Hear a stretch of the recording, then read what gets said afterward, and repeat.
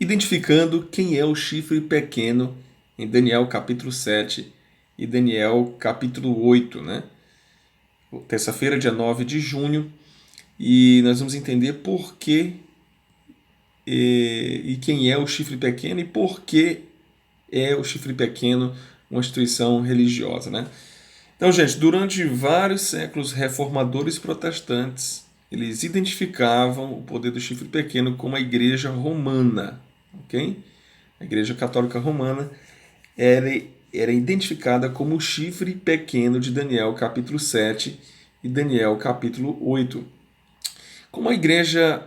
E por que a igreja protestante, os reformadores protestantes, viam a igreja romana como o chifre pequeno? Então, existem aqui alguns argumentos, né? Existem 7 características comuns entre Daniel 7 e Daniel 8 que levam então a concluir que esse chifre pequeno de Daniel 7 e de Daniel 8 é na verdade o mesmo chifre e corresponde ao mesmo personagem, né? Vamos colocar assim, que seria, no caso, identificado como a igreja romana. Primeiro, ambos são descritos como um chifre, ok? Tanto no capítulo 7 como no capítulo 8, eles são colocados como um chifre.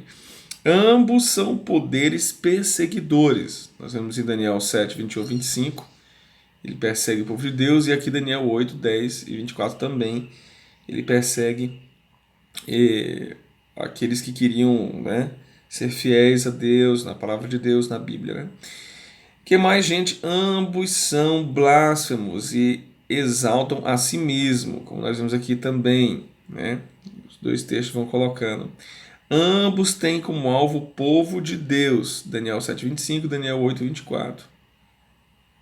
Que mais? No item 5, a quinta característica, a quinta razão, ambos têm aspectos de sua atividade descritos no tempo profético, como nós vemos aí, né?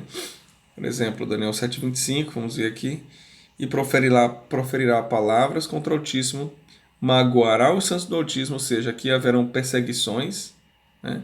Cuidará e mudar os tempos e a lei, né? Ou seja, a própria igreja romana, ela mudou os mandamentos. E os santos serão entregues nas mãos por um tempo, 2 tempos e metade de um tempo. Aqui diz também o período, 3 anos e meio, né? O período em que ela exerceria autoridade, né? Então, vamos voltar aqui. O sexto item, ambos se estendem até o fim dos tempos, como nós vimos. Ambos devem ser destruídos de maneira sobrenatural. Okay? Tanto os chifres do capítulo 7 quanto do capítulo 8 de Daniel, eles têm essa... Tudo, além de perseguidor, um poder, né, que persegue, um poder que tem como alvo o povo de Deus, né, que blasfemam, são descritos como chifres, são poderes perseguidores, eles também serão destruídos de maneira sobrenatural. Então não existe dúvida que o chifre do capítulo 7 e o do capítulo 8 é o mesmo. Okay? Não existe dúvida porque eles são equiparados aqui. A mesma situação para o chifre do capítulo 7 é a mesma do capítulo 8. Né? A história identifica o primeiro reino como Babilônia, o segundo como Medopérsia, o terceiro como a Grécia, e a história mostra de maneira incontestável que depois desses impérios mundiais vem Roma. Em Daniel 2, o ferro que representa Roma continua nos pés de ferro misturado com barro, isto é, até o fim dos tempos. O chifre pequeno do capítulo 7 surge do quarto animal, mas permanece como parte desse quarto animal. Qual poder surgiu de Roma e exerceu influência político e religiosa por pelo menos 1260 anos? Apenas um poder se encaixa na história e na profecia: o papado, que chegou ao poder entre as 10 tribos bárbaras da Europa e exterminou 3 delas. Esse poder era diferente dos primeiros, como diz aí Daniel 7:24, indicando sua singularidade com comparação com as outras tribos. O papado falava palavras contra o Altíssimo e engrandeceu-se até o príncipe do exército, usurpando a função de Jesus, substituindo pela figura do Papa. Durante a Contra-Reforma, o papado cumpriu a profecia de perseguir os santos do Altíssimo e lançar por terra alguns dos exércitos.